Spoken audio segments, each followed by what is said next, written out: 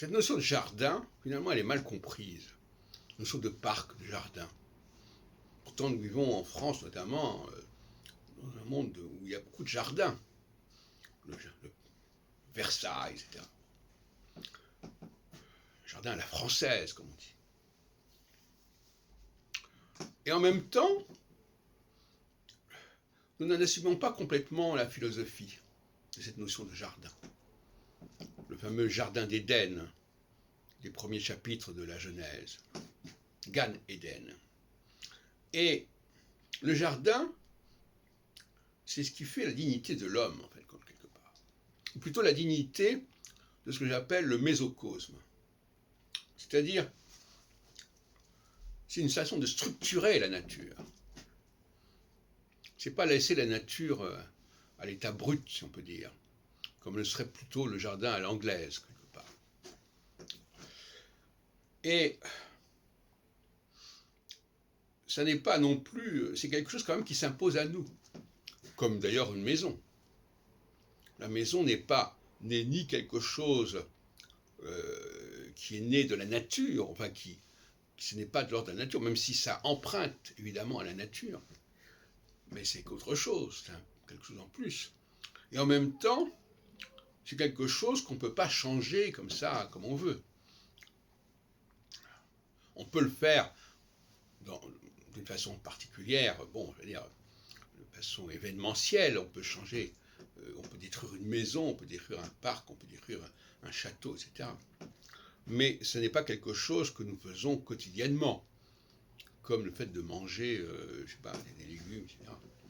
Donc c'est une structure intermédiaire qui n'est ni aussi fragile que les choses comme ça du quotidien, ni universelle et absolue comme cette nature, n'est-ce pas? Et le tort, c'est d'interpréter le premier chapitre de la Genèse comme renvoyant à la création de l'univers. Il y a des expressions en hébreu qui sont assez ambiguës.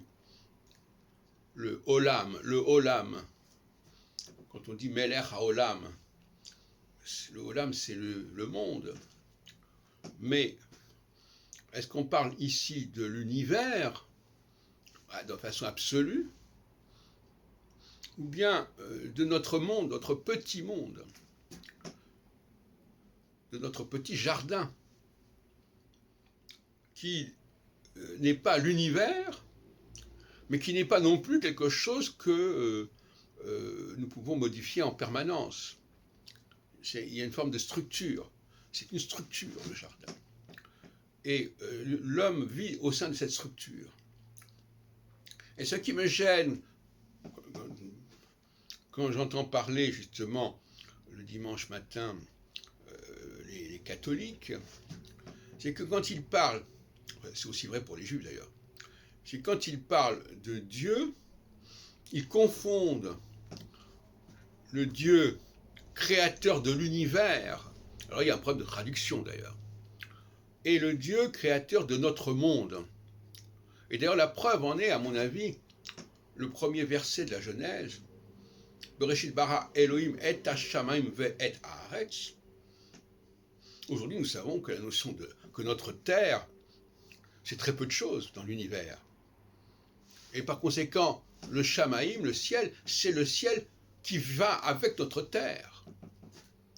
Donc, c'est une formule qui indique cette seconde instance, qui n'est ni celle de l'univers, ni celle de l'homme de tous les jours.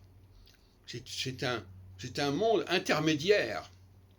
Et le Dieu dont il s'agit dans le monde judéo-chrétien, c'est un Dieu intermédiaire.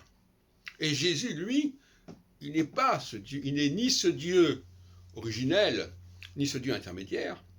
Il est cette troisième instance, qui est celle du prophète, du génie, du saint, comme on voudra, qui n'est ni à l'origine de l'univers, ni même à l'origine de notre structure du système solaire et de notre Terre. C'est un troisième niveau de divinité.